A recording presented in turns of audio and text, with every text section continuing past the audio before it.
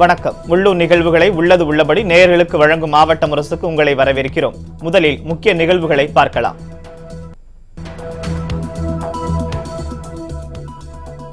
ராமேஸ்வரத்தில் 2630 மாணவ மாணவிகளுக்கு விலையில்லா சைக்கிள் தகவல் தொழில்நுட்பத்துறை அமைச்சர் மணிகண்டன் நேரில் வழங்கினார்.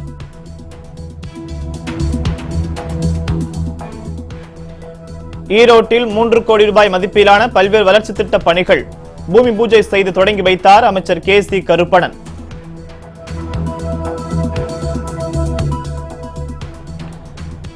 நாகை மாவட்டத்தில் கஜா புயலால் பாதிக்கப்பட்டவர்களுக்கு நிவாரணத் தொகை முதற்கட்டமாக 175 கோடி ரூபாய் வழங்கப்பட்டுள்ளதாக மாவட்ட ஆட்சியர் சுரேஷ்குமார் தகவல்.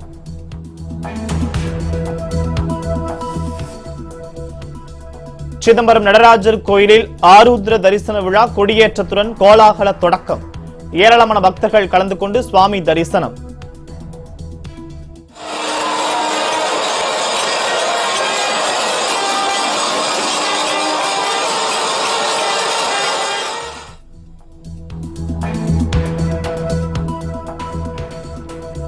புதுக்கோட்டை மன்னர் கல்லூரியில் பாரதிதாசன் பல்கலைக்கழகங்களுக்கு இடையிலான குத்துச்சண்டை போட்டி. ஒட்டுமொத்த சாம்பியன் பட்டத்தை வென்று திருச்சி ஜமால் முகமது கல்லூரி அசத்தல்.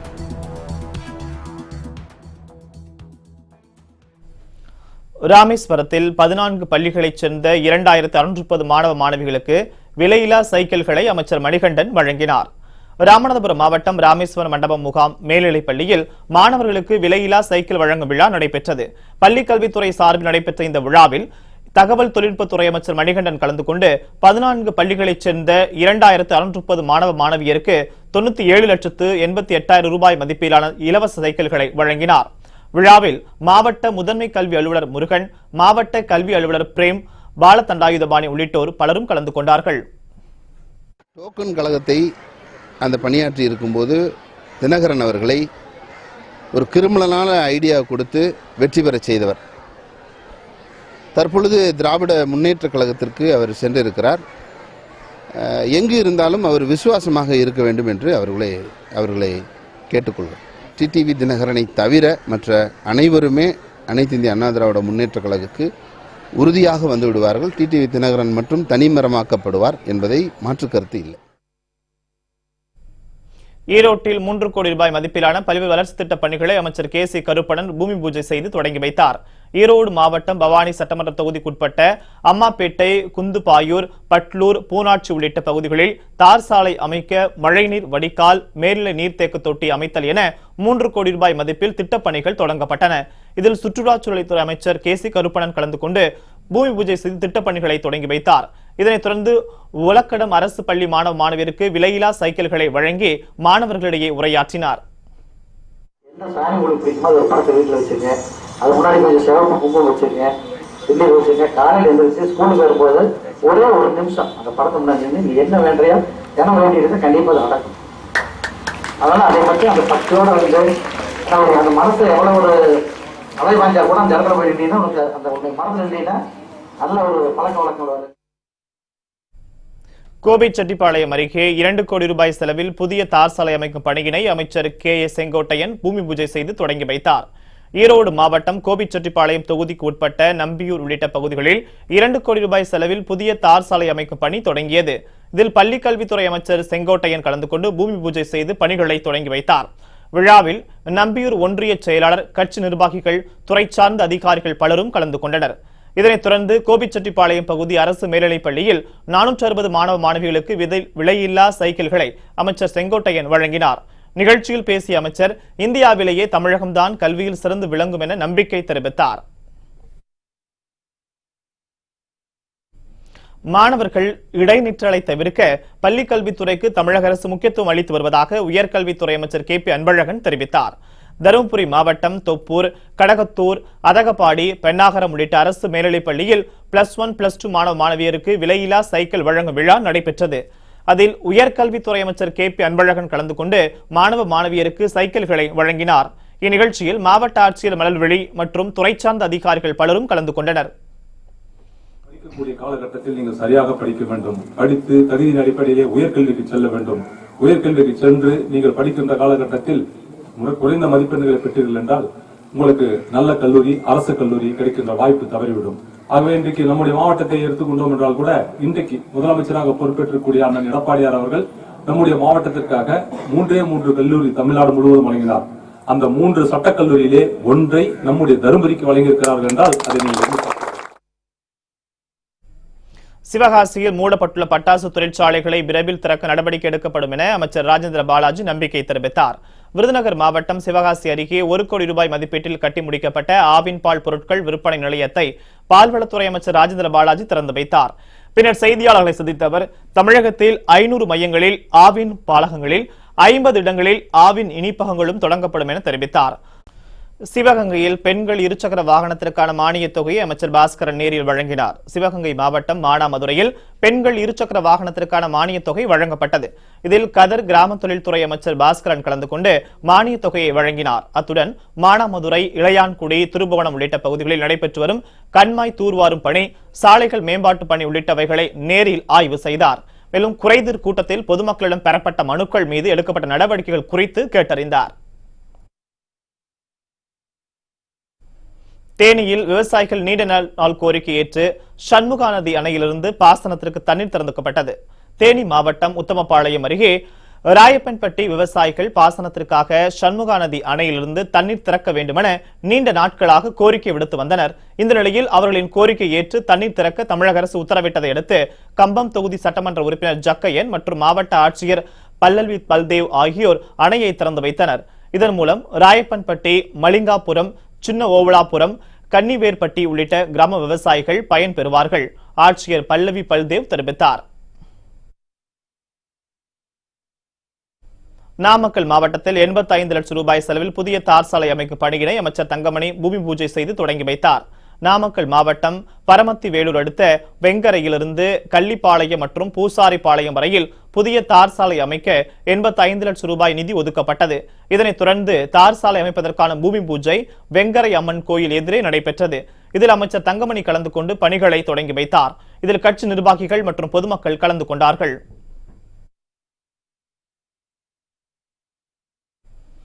மதுரை மருத்துவக் கல்லூரியில் புதிய கட்டிடம் கட்டுவதற்கான பூமி பூஜை நிகழ்ச்சியை அமைச்சர் செல்லூர் ராஜு தொடங்கி வைத்தார். மதுரையில் உள்ள மருத்துவக் கல்லூரி வளாகத்தில் 7 கோடியே 57 லட்சம் ரூபாய் மதிப்பீட்டில் ஆய்வுக்கூட மற்றும் பணியாளர் குடியிருப்புக்கான புதிய கட்டிடம் கட்டுவதற்கான பூமி பூஜை நிகழ்ச்சி நடைபெற்றது. இதனை தமிழக கூட்டுறவுத்துறை அமைச்சர் செல்லூர் ராஜு தொடங்கி வைத்தார். இதில் 6 மாடிகளை கொண்ட தங்கும் விடுதி கட்ட இருப்பதாகவும் இதன் மூலம் மாணவர்களும் பணியாளர்களும் பெருமளவில் பயனடைவார்கள் என்றும் தெரிவிக்கப்பட்டுள்ளது. இந்நிகழ்ச்சியில் வடக்கு சட்டமன்ற உறுப்பினர் ராஜன் செல்லப்பா, மாவட்ட ஆட்சியர் நடராஜன் ஆகியோர் கலந்து கொண்டனர். நாகை மாவட்டத்தில் கஜா புயலால் பாதிக்கப்பட்ட விவசாயிகள், மீனவர்கள் மற்றும் பொதுமக்களுக்கு முதற்கட்டமாக 175 கோடி ரூபாய் நிவாரணத் தொகை வழங்கப்பட்டதாக மாவட்ட ஆட்சியர் சுரேஷ்குமார் தெரிவித்தார். நாகையில் செய்தியாளர்களை சந்தித்த அவர் இதனை தெரிவித்தார். குறிப்பாக வீடுகளை இழந்துள்ள ஏறத்தாழ 1,05,000க்கும் மேற்பட்ட பயனாளிகளுக்கு இதுவரை 76 கோடி ரூபாய் அளவிற்கான நிவாரணம் அவர்களுடைய வங்கி கணக்குகளிலே செலுத்தப்பட்டிருக்கின்றது. நாகப்பட்டினம் மாவட்டத்தில் ஏறத்தாழ 175 கோடி ரூபாய் அளவிற்கான உதவிகள் பொதுமக்களுக்கு அவர்களுடைய இழப்பீடுகளாக முதல் கட்டமாக வழங்கப்பட்டு வருகிறது. சீர்காழியில் நடைபெற்ற எம்ஜிஆர் வெண்கல சிலை திறப்பு விழாவில் சட்டமன்ற உறுப்பினர் PV பாரதி உள்ளிட்ட கட்சி தொண்டர்கள் பலரும் கலந்து கொண்டார்கள். நாகை மாவட்டம் சீர்காழி அருகே ஈசானிய தெருவில் 22 லட்சம் ரூபாய் செலவில் மண்டபத்துடன் கூடிய எம்ஜிஆரின் வெண்கல சிலை அமைக்கப்பட்டது. சீர்காழி தொகுதி சட்டமன்ற உறுப்பினர் PV பாரதி தனது சொந்த செலவில் பழைய சிலையை அகற்றிவிட்டு புதிய சிலையை அமைத்தார். இதன் திறப்பு விழாவில் அதிமுக அவைத் தலைவர் ராமலிங்கம் கலந்து கொண்டு சிலையை திறந்து வைத்தார். MLA PV பாரதி தலைமையில் நடைபெற்ற நிகழ்ச்சியில் ஏராளமான கட்சி நிர்வாகிகள் மற்றும் தொண்டர்கள் கலந்து கொண்டனர்.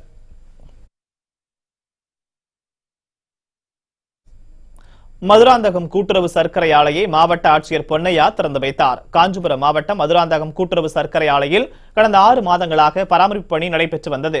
பணிகள் முழுமையாக முடிக்கப்பட்டதை அடுத்து அதனை மாவட்ட ஆட்சியர் பொன்னையா திறந்து வைத்தார். இதில் சர்க்கரை ஆலை தலைவர் அப்பாதுரை, ஊழியர்கள் கலந்து கொண்டனர். இந்த சர்க்கரை ஆலையில் நாள் ஒன்றிற்கு 2100 டன் வீதம் மொத்தமாக 3 லட்சம் டன் கரும்பு அரவை செய்யப்படும் என மாவட்ட ஆட்சியர் தெரிவித்தார்.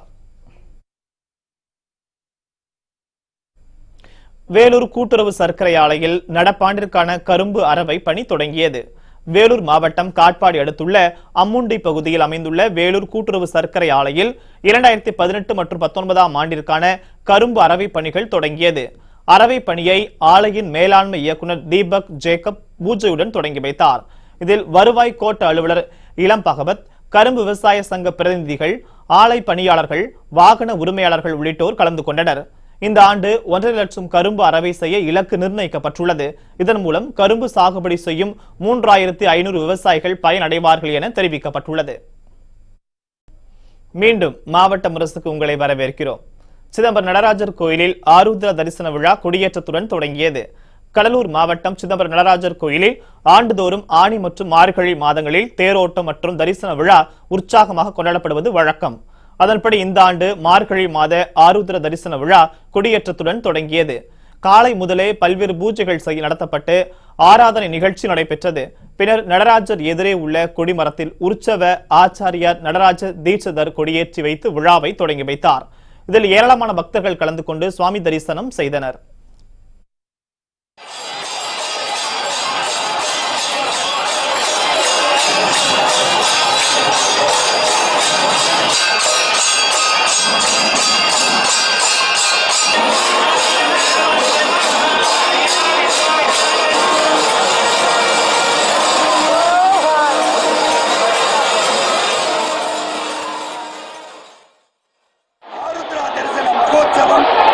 இன்று காலை 9 மணிக்கு கொடியேற்றத்துடன் தொடங்கி இருக்கிறது. அதனைத் தொடர்ந்து 2 வேளைகளிலும் சுவாமி புறப்பாடு, பகல் வேளையிலே மஞ்சத்திலும், இரவு வேளைகளிலே சிறப்பு வாகனங்களிலும் புறப்பாடு நடைபெறும். வேலூர் ஜலகண்டேஸ்வரர் ஆலயத்தில் நடைபெற்ற சுமங்கலி பூஜையில் ஏராளமான பெண்கள் கலந்து கொண்டு பாத பூஜை செய்து நூதன முறையில் வழிபட்டனர். வேலூர் கோட்டையில் புகழ்பெற்ற ஜலகண்டேஸ்வரர் ஆலயம் அமைந்துள்ளது. இங்கு ஆண்டுதோறும் சுமங்கலி பூஜை நடைபெற்று வருகின்றது. அதேபோல் இந்த ஆண்டும் 100க்கும் மேற்பட்ட சுமங்கலி பெண்கள் கலந்து கொண்டு பாத பூஜை செய்து நூதன முறையில் வழிபட்டனர். பின்னர் அனைவருக்கும் வேட்டி சேலைகள் வழங்கப்பட்டது. இவ்விழாவில் கலவை சச்சிதானந்த சுவாமிகள் உள்ளிட்ட திரளானோர் கலந்து கொண்டனர்.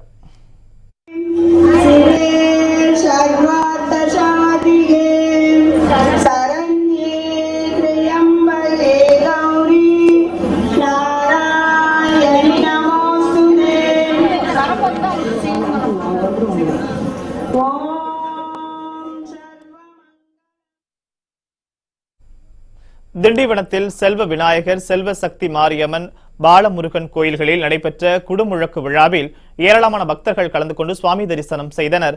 விழுப்புரம் மாவட்டம் திண்டிவனம் அடுத்த கன்னிகாபுரத்தில் உள்ள செல்வ சக்தி விநாயகர், செல்வ சக்தி மாரியம்மன், பாலமுருகன் கோயில்களின் அஷ்டபந்தன மகா கும்பாபிஷேக திருமுடக்கு விழா, நன்னீராட்டு விழா நடைபெற்றது. இதில் மயிலம், பொம்மரபுரம் ஆதீனம், குருமகா சன்னிதானம் கலந்து கொண்டு கோபுர கலசத்தில் நீர் ஊற்றி கும்பாபிஷேக விழாவை நடத்தி வைத்தார்.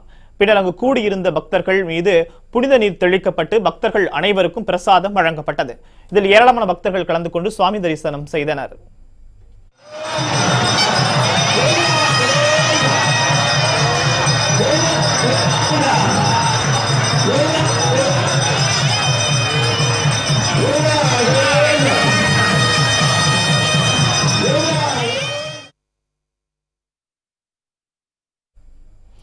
சுசீந்திரம் தானுமாலய சுவாமி கோயிலில் மார்கழி திருவிழா கொடியேற்றத்துடன் தொடங்கியது. கன்னியாகுமரி மாவட்டம் சுசீந்திரம் பகுதியில் பிரசித்தி பெற்ற தானுமாலயா சுவாமி கோவில் அமைந்துள்ளது. சிவன், பிரம்மா, விஷ்ணு ஆகிய மும்மூர்த்திகளும் ஒன்றாக காட்சியளிக்கும் இந்த கோவிலின் மார்கழி திருவிழா கொடியேற்றத்துடன் தொடங்கியது. இதில் திரளான பக்தர்கள் கலந்து கொண்டு சுவாமி தரிசனம் செய்தனர். விழாவின் முக்கிய நிகழ்வான திருத்தேரோட்டம் வரும் 22ஆம் தேதி நடைபெற உள்ளது குறிப்பிடத்தக்கது.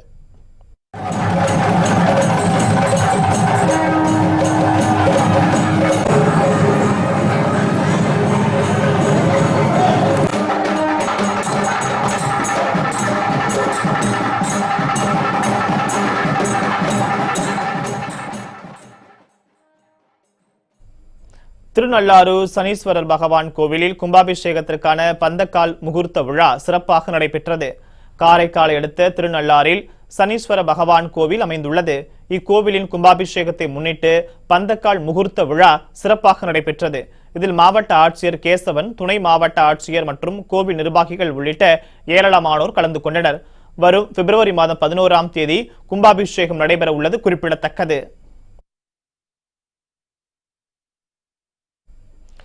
சங்ககிரி அருகே அரசிராமணி செட்டிப்பட்டி ஸ்ரீ ஒங்காளியம்மன் கோயில் கும்பாபிஷேக விழாவில் ஏராளமானோர் கலந்து கொண்டு சுவாமி தரிசனம் செய்தனர்.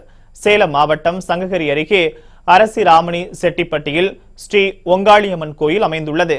இக்கோவிலின் திருப்பணிகள் கடந்த சில மாதங்களாக நடைபெற்று வந்தன. இந்த பணிகள் நிறைவடைந்ததைத் தொடர்ந்து கோவிலின் கும்பாபிஷேகம் தாரை தப்பட்டை முழங்க வெகு விமர்சையாக நடைபெற்றது. இதில் ஏராளமான பொதுமக்கள் கலந்து கொண்டு சுவாமி தரிசனம் செய்தனர்.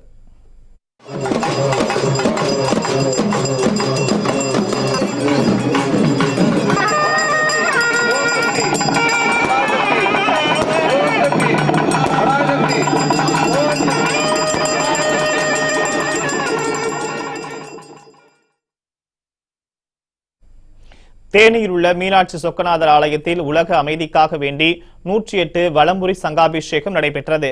தேனி மாவட்டம் பெரியகுளம் அருகே உள்ள ஜெயமங்கலத்தில் கிபி 3ஆம் நூற்றாண்டில் பல்லவ மன்னர்களால் கட்டப்பட்ட சொக்கநாதர் ஆலயம் அமைந்துள்ளது.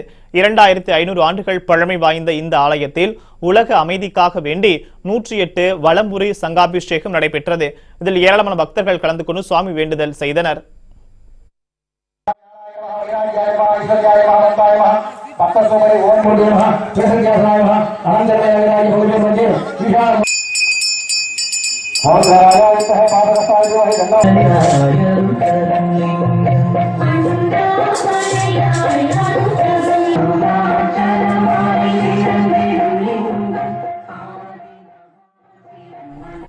சேலத்தில் 25 டன் எடை கொண்ட ஒரே கல்லால் அமைக்கப்பட்ட பெரியாண்டிச்சி சுவாமி சிலையை ஏராளமான பக்தர்கள் வழிபட்டனர். சேலம் மாவட்டம் எடப்பாடி ஒட்டப்பட்டி அருகே 25 லட்சம் ரூபாய் மதிப்பில் ஒரே கல்லால் வடிவமைக்கப்பட்ட பெரியாண்டிச்சி சுவாமி சிலை லாரி மூலம் எடப்பாடிக்கு கொண்டு வரப்பட்டது. கிரேன் மூலம் இறக்கி வைக்கப்பட்ட இந்த சிலைக்கு பிரதிஷ்டை செய்யப்பட்டு சிறப்பு பூஜைகள் நடைபெற்றது. இந்த பெரியாண்டிச்சி சிலை 25 டன் எடை கொண்ட ஒரே கல்லால் வடிவமைக்கப்பட்ட முதல் சிலை என்பது குறிப்பிடத்தக்கது. இந்நிகழ்ச்சியில் ஏராளமானோர் கலந்து கொண்டு சுவாமியை வழிபட்டு சென்றனர். வத்தலக்குண்டு அருகேயுள்ள ஐயப்பன் ஆலயத்தில் நடைபெற்ற அக்னி பூஜை நிகழ்ச்சியில் ஏராளமான பக்தர்கள் கலந்து கொண்டனர். திண்டுக்கல் மாவட்டம் வத்தலக்குண்டு அருகே கலியுக வரத ஐயப்பன் ஆலயம் அமைந்துள்ளது. ஆலயத்தின் மண்டல பூஜையினையொட்டி நாள்தோறும் சிறப்பு பூஜைகள் மற்றும் பஜனைகள் நடைபெறுவது வழக்கம். அங்கு பூக்குழி இறங்கும் நிகழ்ச்சி நடைபெறுவதையொட்டி சிறப்பு பூஜையாக கோயில் படிகளுக்கு அக்னி அபிஷேகம் நடைபெற்றது. இதில் வளர்க்கப்பட்ட தீ கங்குகளை கோவில் குருசாமி தனது கரங்களால் அள்ளி படிகளுக்கு அபிஷேகம் செய்தார். இந்நிகழ்ச்சியில் ஏராளமான ஐயப்ப பக்தர்கள் கலந்து கொண்டு வழிபட்டனர். மீண்டும் மாவட்ட முரசுக்கு உங்களை வரவேற்கிறோம். வேலூர் அருகே விவசாய மீன் பண்ணையில் மர்ம நபர்கள் விஷம் கலந்ததால் 5 டன் மீன்கள் செத்து மிதந்தன. வேலூர் மாவட்டம் காட்பாடி பசுமாவுத்தூர் பகுதியைச் சேர்ந்தவர் ஜெகதீசன். பட்டதாரி இளைஞரான இவர் தனக்கு சொந்தமான நிலத்தில் சுமார் 5 லட்சம் ரூபாய் செலவில் மீன் பண்ணை அமைத்து நடத்தி வந்தார்.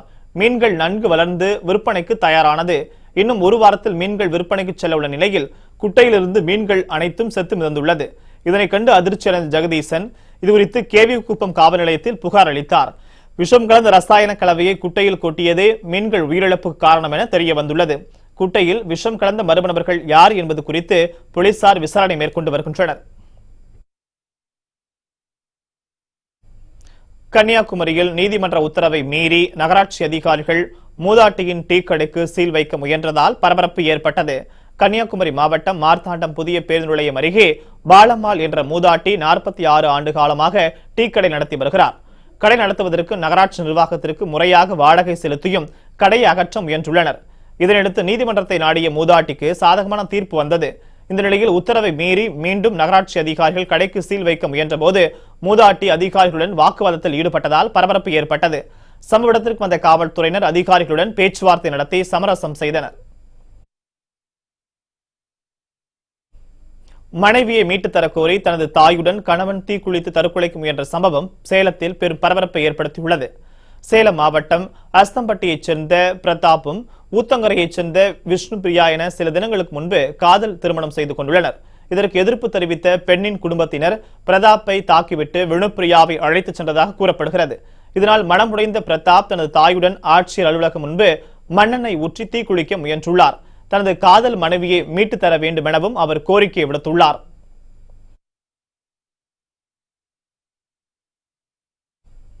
புதுக்கோட்டை மன்னர் கல்லூரி நடைபெற்ற பல்கலைக்கழகங்களுக்கு இடையிலான குத்துச்சண்டை போட்டியில் திருச்சி ஜமால் முகமது கல்லூரி வெற்றி பெற்று ஒட்டுமொத்த சாம்பியன் பட்டத்தை வென்றுள்ளது. புதுக்கோட்டை மன்னர் கல்லூரியில் பாரதிதாசன் பல்கலைக்கழகங்களுக்கு இடையிலான குத்துச்சண்டை போட்டி நடைபெற்றது. போட்டியினை கல்லூரி முதல்வர் சுகந்தி தொடங்கி வைத்தார். இதில் திருச்சி, கரூர், பெரம்பலூர், அரியலூர், தஞ்சை, நாகை, திருவாரூர், புதுக்கோட்டை மாவட்டங்களைச் சேர்ந்த 75 வீரர்கள் கலந்து கொண்டனர். இந்த போட்டிகளில் வெற்றி பெறும் அணிகள் ராஜஸ்தானில் நடைபெறவுள்ள அகில இந்திய பல்கலைக்கழக குத்துச்சண்டை போட்டியில் பங்கேற்பார்கள் என அறிவிக்கப்பட்டுள்ளது. போட்டிகளில் வெற்றி பெற்ற திருச்சி ஜமால் முகமது கல்லூரி ஒட்டுமொத்த சாம்பியன் பட்டத்தை வென்றது.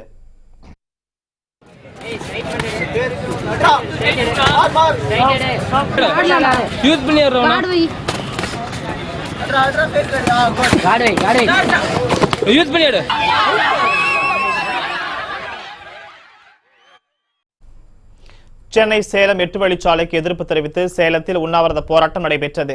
8 வழிச்சாலை திட்டத்திற்கான நில அளவிடும் பணி சேலத்தில் நடைபெற்றது. இதற்கு விவசாயிகள், பொதுமக்கள் கடும் எதிர்ப்பு தெரிவித்த நிலையில் உயர்நீதிமன்றம் இடைக்கால தடை விதித்திருந்தது.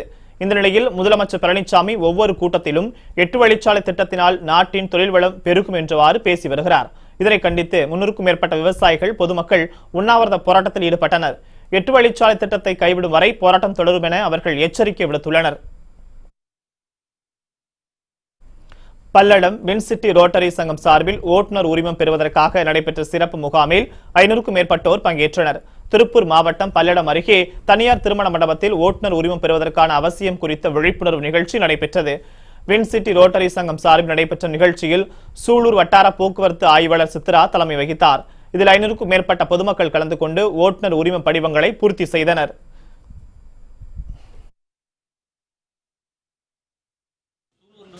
எங்களோட வட்டார போக்குவரத்து அலுவலர் அவர்களின் வேண்டுகோளை ஏற்று ரோட்டரி சங்கம் இணைந்து இந்த பகுதியில் பழகுனர் உரிமம் வழங்குவதற்கான ஏற்பாடு செய்யப்பட்டுள்ளது. அது வழங்குவதில் கிட்டத்தட்ட 500க்கும் மேற்பட்ட பழகுனர் உரிமம் வழங்கப்பட்டது. அது இல்லாமல் இதே மாதிரி போன்ற மெகா கேம்ப் பல பகுதியில் நடத்த ரோட்டரி சங்கமும் சூலூர் வட்டார போக்குவரத்து அலுவலரும் திட்டமிட்டிருக்கிறோம். இதேபோன்று தஞ்சாவூர் மாவட்டம் கும்பகோணத்தில் நடைபெற்ற ஓட்டுநர் உரிமம் குறித்த விழிப்புணர்வு நிகழ்ச்சியில் வட்டார போக்குவரத்து அதிகாரி அருணாச்சலம் கலந்து கொண்டு பேசினார். அப்போது அதிகரித்து வரும் வாகன விபத்துகளை தடுக்கவும், விபத்தில் சிக்கி உயிரிழந்தவர்களுக்கு உரிய நிவாரணம் கிடைப்பதற்கு ஓட்டுநர் உரிமம் மிக அவசியம் என்று கூறினார்.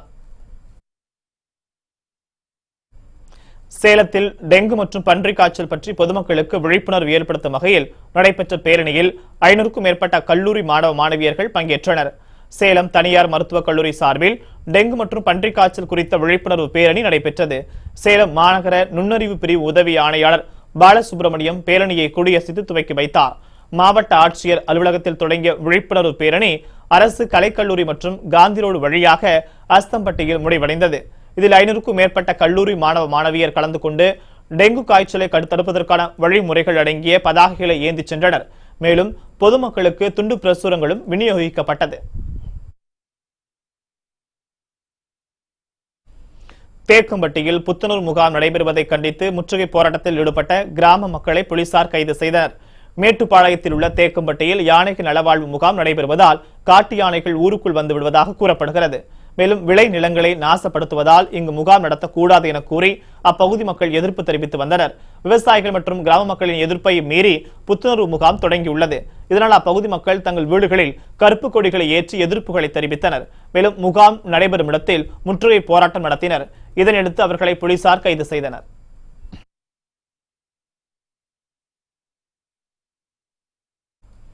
குன்னூர் அருகே உள்ள கிராமத்தில் குட்டியுடன் முகாமிட்டுள்ள காட்டு யானைகள் விளை நிலங்களை சேதப்படுத்துவதால் விவசாயிகள் கவலை அடைந்துள்ளனர். நீலகிரி மாவட்டம் குன்னூரை அடுத்த மஞ்சங்கம்பை பள்ளத்தாக்கில் கடந்த 2 வாரத்திற்கு முன்பு குட்டியுடன் 4 காட்டு யானைகள் புகுந்தன.